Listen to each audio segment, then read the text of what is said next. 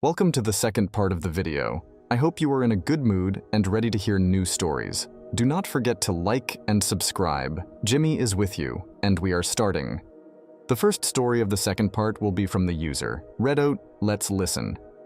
Yesterday was supposed to be one of the most happiest days of my life, and it turned out to be the worst. My fiancé never showed up to the ceremony, leaving me at the altar. His friends and family tried to get a hold of him, but all calls went straight to voicemail. After waiting an hour for him, I told my guests that there wasn't going to be a wedding. I opened the reception hall and told them to enjoy the food and open bar. Even if there was no ceremony, I still wanted them to have a good time and enjoy the food and drinks. I tried to call him a couple of times, but after 3 more failed calls, I just stopped and told everyone else who were trying to get a hold of him to stop. He made it clear he didn't want anyone to get a hold of him, and I wasn't going to have them waste their time. I didn't cry, I wasn't going to cry, at least not in front of everyone. His mother came to me and apologized through tears. She told me how disappointed she was in him, and that she was so sorry. I just shook my head and stuck with her the entire time. I didn't want her to cry and feel bad for something that wasn't her fault. The real MVPs were all my friends. They did their absolute best to keep things from being awkward and entertained everyone. They played music, danced, and one of them went as fair as going back home to bring a projector and a game system for all the kids and teens to play against each other with. I was glad that the day was somewhat saved, but I still felt horrible. My would-be Bill Ethan kept me from getting faced when I really wanted to, told me that it would be awkward if I did. So I did my best to keep everyone happy. After 11, I told everyone who bought gifts to take them back and get their money back. A few of them refused and had me keep the gifts they got. So now I'm back at the hotel and I'm alone. This morning, I got a couple of missed calls from my fiancé and several messages that I haven't opened yet. I'm so angry at him. He humiliated me yesterday by not showing up when he could have told me he was getting cold feet. I had my friend message him that I want to be left alone, and that if he showed up to the hotel room, I was going to call my brothers to have him removed. So far, he hasn't shown up, but I am getting phone calls from his friends, probably all wanting me to speak to him. I don't know if it's me being shallow or not, but now I'm rethinking our entire relationship and whether or not I see a future with him. So another issue is that I have an extra plane ticket. It was supposed to be for our honeymoon, but since the fiancé isn't here, I decided to enjoy my little getaway vacation for myself. A couple of friends are coming with me, but not for another week, since they gotta get childcare, put vacation time, etc., so they can't come since it last second. To be honest, I want to invite Ethan because I've never traveled anywhere in my life. I know he's been to where I'm going, and I want him to come so he can be there to show us the places to be. Ethan told me he'd go for me, but should I invite him? I asked Ethan's mom, and she was all for it, but I still don't know if it'll cause drama. Any advice? Author update this story. Okay, so I feel like I should explain more about Ethan first. I'm not going to take him second. I've known Ethan a little longer than my ex-fiancé. Please believe me when I say he's a close friend of mine. Both of us bonded by teasing his brother, and with that, we just kind of clicked and became fast friends.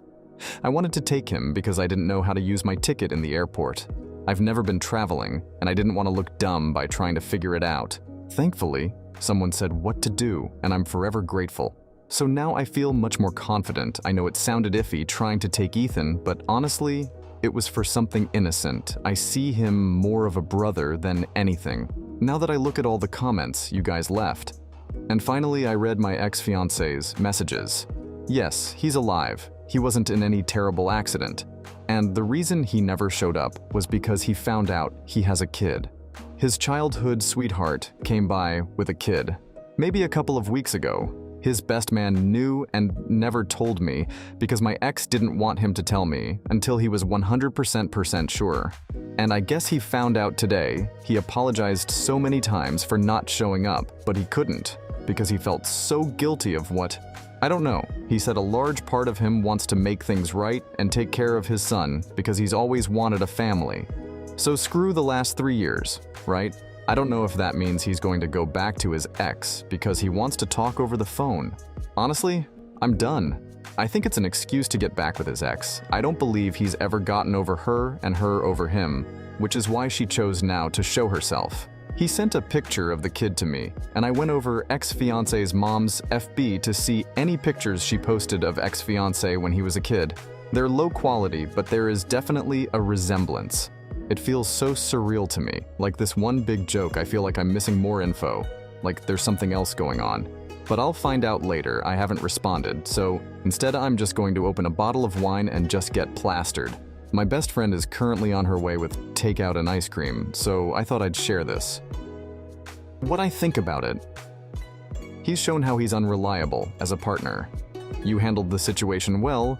You should move on. You will, without a doubt, find someone new who will be there for you. Invite your friends and family and cut off all ties with him.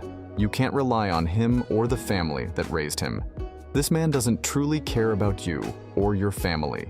If he did, he would think about his actions. Please get out of this relationship. This was a blessing. I'm sorry it caused you hurt, but you're gonna be so happy. You haven't married this man someday. Imagine the future when everything you own is legally tied to him.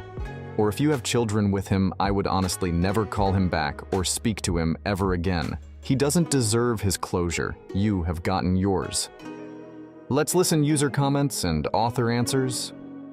I mean, he left you at the altar. I don't think you're the only one rethinking the relationship, but after that, I would be pretty certain it was done. Take the trip without your ex-fiance's family and start your life over, because I don't know how one comes back from that. Oh man, I didn't even think of it that way. So this means I gotta put on the big girl underwear and figure it out myself. I asked my brother's wife to come with me. She said, if she can get someone to watch my nephew for a week tomorrow, she'll come. I'm probably gonna beg my mom to watch him. It's a 3-week trip. I just want company so that I won't be alone for a week. Op, you got a head on your shoulders and homeboy missed out. You're a beautiful, strong individual, and on top of that, you got smarts. You seem to know what you want and need at the moment. So any advice we give you is kind of redundant. If you want to just vent, dude, you can go ahead and just shoot a PM. I have a friend whom has passed away this last year, and I told myself, whenever I see a person who's hurting or in need, in order to keep her spirit alive, I offer my help.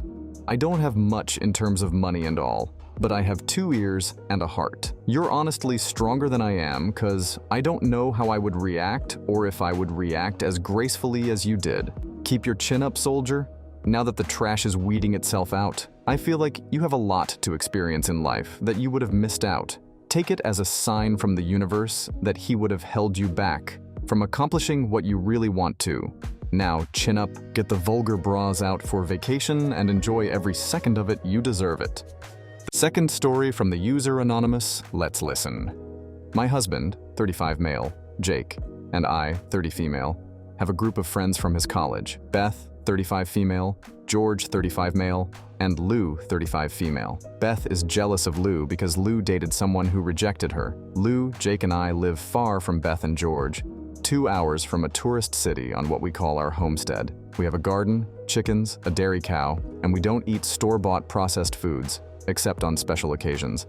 My family never eats meat or dairy unless we know where it came from. Since I am a SAHM, I make things from scratch, including butter, buttermilk, farmer's cheese, cream cheese, etc. Lou lives a similar lifestyle. We will trade eggs or canned goods from our garden for goat cheese or things she grows.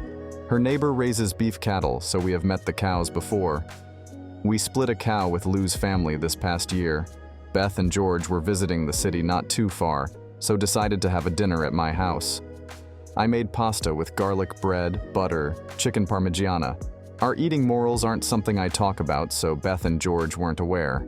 Lou hadn't been by in a while, so when she got to our house, she brought a bag of her frozen meatballs that we had traded for. My kids were all raving about them as they really are so good, and Beth gets a look asking what is so special about them. I told her Lou must have some secret sauce because I can never compete with them. Dinner goes well outside of that. Beth and George planned to stop for dinner on their way home. Lou and I were making dinner when they arrived. Beth was holding a tray of meatballs that looked to be homemade. She was smiling and walked in, asking everyone to try them. I don't force my kids to follow the know your cow thing, but my daughter asked her what cow the meatballs were from. Beth laughed and said it was just grocery store meat and to try it, she would like it. My daughter said no thanks. Beth went around trying to get people to eat them, but my family and Lou's family all said, no thank you. George was eating them, trying to save the situation, but she came into the kitchen looking like she was going to cry and started yelling at Lou and I, saying how we really turned our families against her and are refusing to try her food out of spite. I explained we don't eat meat or dairy unless we know the animal. She laughed and told me to stop lying. She brought up the meal at my house had cheese, butter, chicken, and milk, and there's no way I knew the cow that Lou's meatballs had came from. I explained that we did know that cow, our dairy cow, and chicken. I said we call ourselves vegan when we are out. She just said, right, how convenient that when it's Lou, it's fine, but not me. She grabbed George and they left. They haven't said anything to us besides one FB post Beth made about fake vegans who are only vegan when it suits them for attention, which makes me think we should have just tried her meatballs. Author update this story. So my post got a lot more attention than I thought it would, but I wasn't allowed to update post. I was deemed NTA, but many people told me I was an AH just for eating the way we eat. It's a damned if you do, damned if you don't situation in my mind. A bunch of people called me pretentious for eating this way, and a bunch of people told me I should tell everyone in our lives how we eat to avoid this happening again, but also berated me and called me unwise for eating this way. We don't tell people because it doesn't affect them. We aren't doing this for clout like we have been accused of. People accusing us of treating it some big secret. Reddit literally proved people riot and treat you worse because of your diet. Be it vegan, vegetarian, whatever, we aren't going to tell people unless we have to still. People also said we sound like rich, elitist white people living in mansions. We are not rich. Our area is called trashy. We are not white. Our house is literally less than 1,500 SQFR, and there are 5 of us, but okay. We vax our kids and pasteurize our milk. Not everything is the stereotype you think it is. On to the actual update.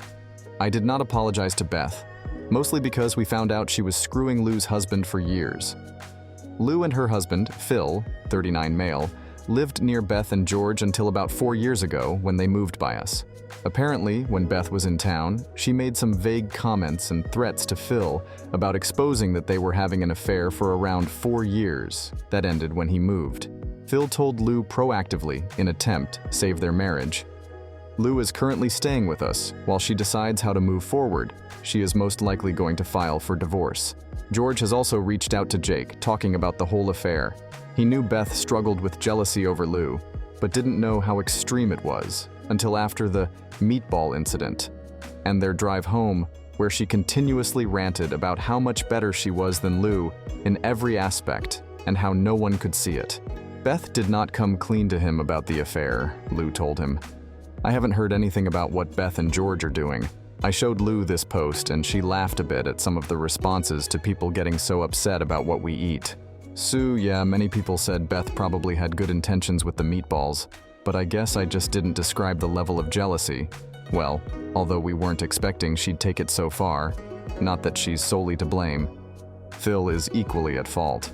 Phil did say she was flirting with him and coming on to him for months before he caved, not that it matters. What I think about this story, I can't believe how much hate OP was getting for their eating habits. I mean, it's Reddit, but still.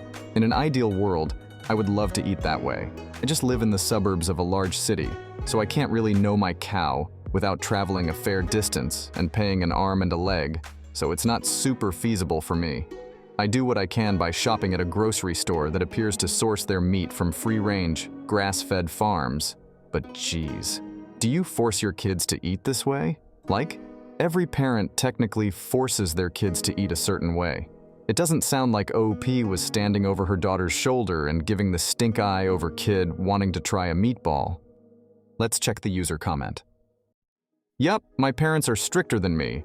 Mostly cause I don't have the space or energy to have a properly kosher kitchen, and also they want their friends to be able to eat things from their kitchen. But we all eat vegetarian outside the house. I also don't worry about things being marked as kosher if they're vegetarian, but any meat must be kosher. I also have friends at all different levels. It's interesting how many different versions we have of the same overall rule set. But there's a reason why it's 2 Jews, 3 opinions after all.